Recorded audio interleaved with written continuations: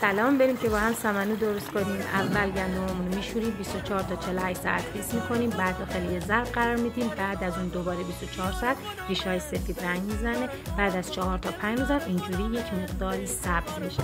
حالا که سبز شد نوبت شستنشه. بعد از اینکه شستیم با هر وسیله‌ای که داشتیم چرخشون میکنیم.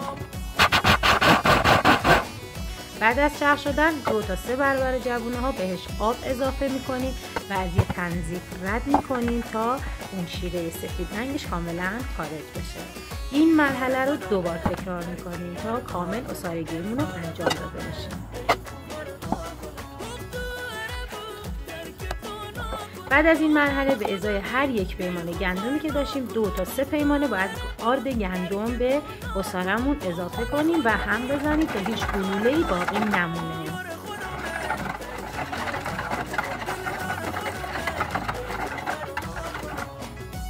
در اینجا عصاره رو به یک ظرف مناسبی انتقال میدیم که جا داشته باشه برای جوشیدن. روی هر اجاق باز قرار میدیم، حرارت رو زیاد میکنیم، هم میزنیم. اول یک مقداری نشاسته میده، غلیظ میشه و امکان سر رفتنش خیلی زیاده، برای همین باید حسابی هم بزنیم تا به جوش بیاد. وقتی که جوش اومد مایمون کاملا روون میشه. حالا زیر گاز رو کامل کم میکنیم و اجازه میدیم که به قوام برسه. قوام اومدن سمنو 4 تا 5 ساعت طول میکشه. توی این 4 تا 5 ساعت شما باید حواستون کاملا به ظرفتون باشه، هم بزنید تا ته نگیره.